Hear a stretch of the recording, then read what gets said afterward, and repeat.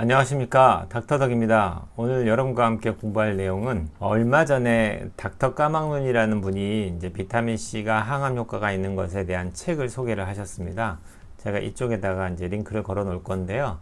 링크를 보시고 같이 가서 한번 먼저 보고 오셔도 좋을 것 같습니다. 그 영상을 먼저 보시고 그 다음에 제 걸 보시면 좀 더 이해가 좀 더 빠르실 수도 있을 것 같아요. 그리고 닥터 까막눈이라는 분도 저와 같이 기능의학을 공부하시는 선생님이시고 되게 환자를 잘 보세요. 유능하시고 정말로 성심껏 환자를 잘 보시는 귀한 분이신데, 여러분이 좀 더 같이 그 유튜브 제 것만 보지 마시고 가셔서 같이 보시면서 구독하셨으면 좋을 것 같아요. 그래서 오늘 강의를 들어갈 건데, 오늘의 큰 주제는 여러분들이 쉽게 생각하는 비타민C가 과연 암을 죽일 수 있을까? 이런 아주 우스운 생각을 하실 수도 있어요. 저도 처음에 이제 기능의학을 공부하기 전에 처음에 제가 느꼈던 그 느낌이라는 거는 웃었죠. 무슨 비타민C가 암을 죽여? 비타민C가 무슨 암을 치료해? 막 그랬었는데, 공부를 하고 나니까 그게 아닌 거예요. 비타민C만큼 정말로 효과적인 치료 방법도 없는 것 같고요. 모든 암이 다 해당되는 건 아닐 수 있지만 그래도 많은 긍정적인 효과가 있고요. 두 번째는 실제 많은 논문들 중에서 몇몇 가지 암인데 뇌 쪽에 생기는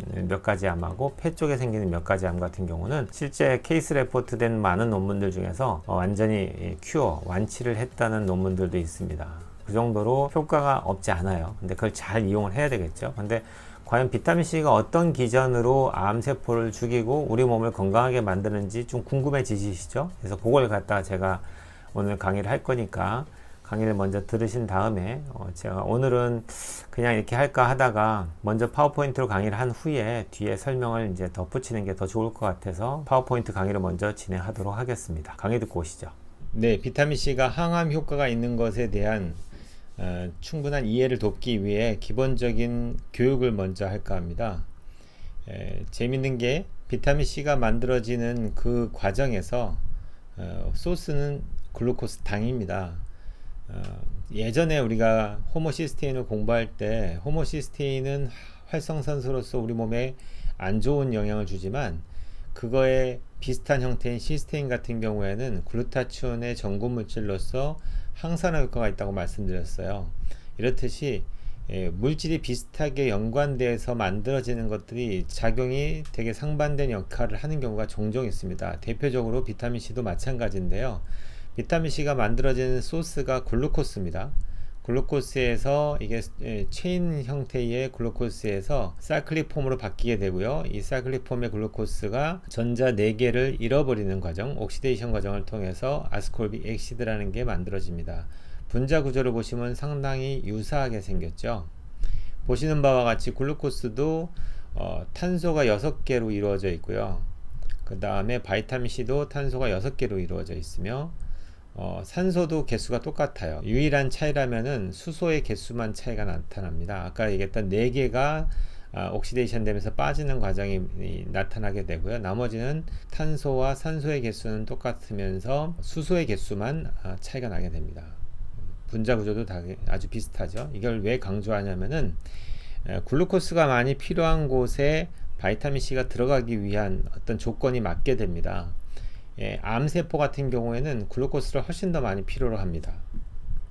보시는 바와 같이 말리그넌트 셀이라는 게 암세포고요. 헬스 셀은 건강한 세포인데, 건강한 세포에는 글루코스가 하나 들어갔을 때 ATP를 충분하게 만들어낼 수 있는데 비해서 말리그넌트 셀인 암세포 같은 경우에는 글루코스를 들어가도 얘가 산소를 충분하게 이용하는 TCA 사이클을 통해서 에너지를 만드는 게 아니라 젖산으로 넘어가는 락티게시로 넘어가는 과정을 거쳐서 ATP를 2개밖에 못 만들어냅니다.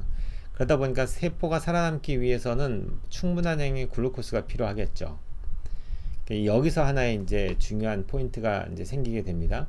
그래서 암 환자들이 항암 치료를 받거나 여러 가지 치료를 받을 때 절대로 그 글루코스를 많이 못 먹게 하는 이유가 여기에 있는 거예요. 이걸 먹게 하면은 암세포가 원료를 사용하기 때문에 충분하게 공격을 받아도 얘들이 잘 죽지 않는 데 비해서 당을 굶게 만들고 여기에다 비타민C를 오히려 넣게 되면은 비타민C가 당하고 글루코스랑 되게 유사한 분자 구조를 갖고 있다고 말씀드렸죠.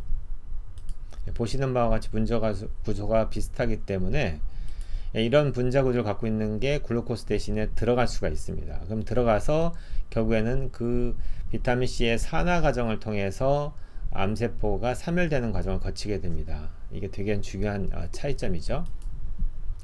정상세포는 비타민 C가 들어가게 되면 비타민 C 내에서의 하이드로젠 페록사이드라고 해서 H2O2가 만들어지더라도 얘를 페록시데이즈에 의해서 얘를 물과 CO2로 분해하는 과정이 충분하게 일어날 수 있어요. 그러니까 정상세포에 비타민C를 아무리 많이 넣는다고 해서 사멸되지 않습니다. 그러나 암세포는 비타민C가 훨씬 더 많이 들어가겠죠. 특히 글루코스를 적게 섭취한 상태에서 비타민C를 많이 주게 되면은 비타민C가 훨씬 더 많이 들어갈 거고, 그 많이 들어간 것들이 당연히 H2O2로 많이 이렇게 산화될 거고요. H2O2가 생기고 나서는 그로 인해서 이제 얘를 또 다시 환원시키기 위한 과정에서 NAD라는 영양 성분을 사용하게 되는데, 그 영양 성분이 고갈이 이루어지게 되면은 ATP를 만들 수가 없어져요. 그러다 보니까 세포가 살아남을 수 있는 원료가 없다 보니까 사멸되게 되는 거죠. 고농도의 비타민 C를 줬을 때 암세포에 어떤 효과가 나타나는지를 이제 봤습니다. 그랬더니 에너지 메타볼리즘이라 해서 이제 세포가 살아남기 위해서는 어떤 에너지를 이용하고 메타볼리즘 대사가 일어나야 되잖아요. 근데 그런 거를 할 때 제일 중요한 원료가 되는 게 NAD거든요. 니코틴 아마이드 아데노신 디뉴클레오타이드라고 하는데, 이 NAD가 H2O2를 해결하기 위해서 많이 쓰다 보니까 고갈이 됩니다. 그러다 보니까 이게 없어서 ATP를 못 만드니까 세포가 에너지가 없으니까 사멸되게 되는 그런 기전이라는 겁니다. 정상세포는 산소가 충분한 상태에서 얘가 피루베이트에서 TCA 사이클을 통해서 ATP를 만드는 정상적인 코스를 거치게 되는데 비해서 산소가 부족해지면 정상세포도 젖산을 통해서 ATP를 만들거든요. 근데 이런 경우는 극히 드물고, 대부분은 이제 산소가 충분하게 있는 상태에서는 정상적인 사이클을 돌리죠. 그러나 암세포들은 대부분이 아무리 산소가 많다고 하더라도 이게 락테이트로 넘어가는 에너지를 만드는 과정을 주로 많이 이용하게 됩니다. 그렇기 때문에 이것도 있고, 산소가 충분히 들어가 줬을 때 H2O2라고 하는 하이드록시 페록사이드를 주로 많이 만들어낼 수 있어서, 그로 인해서 세포 사멸에 좀 더 좋은 영향을 미치게 됩니다. 그래서 산소가 충분하게 들어가 주는 경우가 훨씬 더 도움이 됩니다. 그래서 항암 치료를 하거나 고농도 메가 비타민 C 수액을 하실 때 산소를 충분하게 보충해 주신 다음에 시술하시는 것이 훨씬 더 효과가 좋겠죠. 이거는 이제 혈관으로 넣어줬을 때와 경구제로 비타민 C를 넣었을 때의 혈중 레벨은 마이크로몰 정도의 수준밖에 되지 않습니다. 그러나 IV로 해서 비타민 C를 투여하게 되면 미리몰까지 올라가거든요. 이제 그거에 대한 논문은 좀 이따 보여드릴 건데, 이 차이가 1000배 차이죠. 그렇기 때문에 아무리 내가 비타민 C가 좋다고 하더라도 많이 먹어도 암세포를 사멸할 정도의 농도로 도달할 수가 없습니다. 그래서 세포 내에 충분한 양의 비타민 C의 레벨이 전달되지 않고서는 세포 사멸이 이루어지지 않는다라는 어떤 자료입니다. 혈관으로 비타민 C를 투여했을 때 보시면은 26에서 50g 정도를 혈관으로 줬을 때 10에서 30m몰 정도의 비타민 C 혈중 농도가 유지가 되고요. 70g을 줬을 때는 49m몰 정도로 농도가 유지되는 사람도 있다고 합니다. 70배 정도가 차이가 나는데요. 결국에는 경구제로 투여한 거에 비해서 혈관으로 투여했을 때의 혈중 레벨이 거의 70배 차이가 난다라는 겁니다. 보시는 바와 같이 마이크로몰 퍼 리터 단위인데요. 여기는 지금 경구제로 줬을 때 3g, 2g 정도 줬을 때 200 마이크로몰 정도인데요. 얘는 이제 0.2 밀리몰 정도 되겠죠. 0.2 밀리몰이면 여기죠. 그러니까 여기 정도밖에 안 되지만 혈관으로 여기 보시면은 3g을 똑같은 3g을 줬을 때는 그거보다는 좀 더 올라가겠죠. 그리고 우리가 많이 주는 비타민 이제 항암요법으로 주는 50g에서 100g 정도 줬을 때는 그거에 비하면은 엄청난 양으로 올라가게 되죠. 여기서도 보시면은 인트라베너스가 혈관으로 주는 건데요. 혈관을 줬을 때의 비타민 C mg per 데시리터의 농도, 플라즈마 농도가 여기까지 올라갈 수 있는데 25에서 30까지 올라갈 수 있는데, 나머지 경구 줬을 때는 올라가는 양이 거의 없죠. 그렇듯이 우리가 비타민 C를 가지고서 암세포를 죽이기 위해서 쓰는 농도라는 것은 적어도 몸무게 kg당 1.5g 정도를 추천합니다. 그래서 대충 계산하시면은 50kg 정도의 몸무게를 갖고 계시는 환자분이 오셨을 때 항암 목적으로 비타민C를 투여한다면은 최소한도로 5525니까 75g 정도를 투여하는 걸 권하게 됩니다. 1.2g 정도도 충분하게 삼열 기능이 있다라고 하는 경우도 있는데요. 충분하게 주신다면 1.2에서 1.5g까지 계산하시면 됩니다. 두 번째 조건은 충분하게 산소를 공급해 주신 다음에 투여하시는 것이 H2O2 양을 충분히 더 많이 만들 수 있기 때문에 그로 인해서 암세포의 사멸을 도와주는데 더 도움이 되겠죠. 보신 바와 같이 글루코스와 비타민C의 분자 구조가 되게 비슷하죠. 이게 정말 신의 섭리일 수도 있는데요. 글루코스에서 비타민C가 추출됐기 때문에 많이들 사탕수수라든지 옥수수 이런 데서 비타민C를 만들어냅니다. 글루코스와 비타민C의 분자 구조가 비슷하다는 그 장점 하나 때문에 우리가 정상세포와 암세포의 어떤 구별된 치료 방법이 나올 수 있었다고 저는 생각을 하는데요. 똑같은 양의 비타민C를 투여를 했다고 했을 때 과연 정상세포보다 암세포에 더 많이 들어가는 이유가 있어야 되잖아요. 비타민C가. 그렇지 않고선 설명이 안 되죠. 두 번째는 똑같은 양이 들어갔다고 하더라도 정상세포에서는 일어나지 않는 기전이 암세포에서는 일어나야 되잖아요. 그걸 제가 설명한 건데요. 정리를 하자면 첫 번째는 암세포가 정상세포보다 훨씬 더 많은 글루코스를 요구합니다. 그렇기 때문에 암세포를 굶기기 위해서는 글루코스가 좀 더 적은 저탄수화물 식사를 권하는 이유가 거기에 있는 거예요. 치료를 받으실 때는 될 수 있으면 금식하는 게 좋겠고요. 금식한 상태에서 당이 부족하게 됐을 때 그때 비타민C를 꽉 넣어주면은 비타민C가 아스코빅 애시드가 분자 구조가 글루코스랑 비슷하기 때문에 암세포에 훨씬 더 많이 빨려 들어가겠죠. 많이 빨려 들어가서 이 비타민C가 산화되는 과정에서 H2O2를 만들게 되는데 그 H2O2를 해결을 해야 되는데 정상세포는 들어오는 양을 충분히 컴펜세이션 해가지고 보상해서 해결할 수가 있습니다. 그렇기 때문에 비타민C를 아무리 많이 투여해도 정상세포는 손상을 입지 않아요. 그러나 암세포는 얘가 과량 들어갔을 때 얘를 해결하기 위한 능력 자체가 부하가 걸리는 이유가 훨씬 더 많이 들어가거든요. 정상세포보다 훨씬 더 많이 들어가고,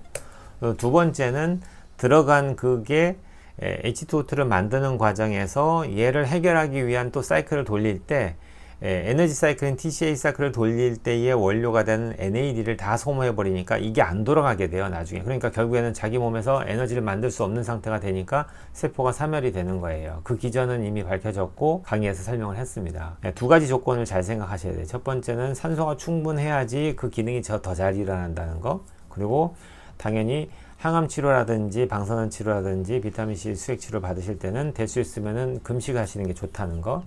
금식이라는 개념은 당이 많은, 글루코스가 많은 탄수화물 식사를 최대한 줄이셔야 된다는 거죠. 저는 어차피 기능의학자로서 항암 치료라든지 방사선 치료를 저는 반대하는 의사고요. 별로 제가 만약에 암에 걸려도 저는 그런 치료를 받지 않을 거기 때문에 환자한테 저는 권하지 않습니다. 선택은 본인이 하시는 거고요.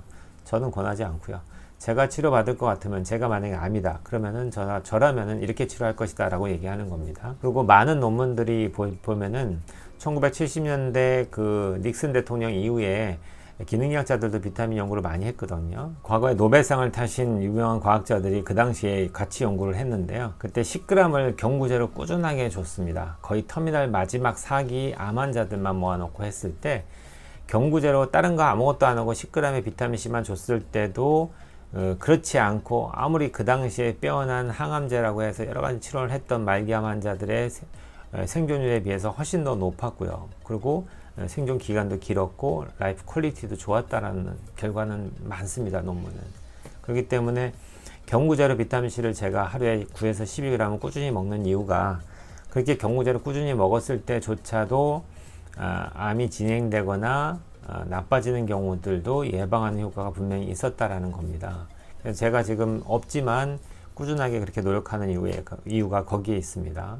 여러분들도 가능하면 비타민C를 충분하게 더 많이 드셨으면 좋겠고요. 그리고 암이 걸리셨을 때 그 암을 치료하기 위한 메가 비타민C 수행요법에 대해서 한 번 더 생각하시고 정말로 큰 도움이 되시니까 머릿속에 꼭 넣어 두셨으면 좋겠습니다. 네, 오늘 여기까지 공부하겠습니다. 온 국민이 건강해지는 그날까지 닥터덕은 여러분과 함께 합니다.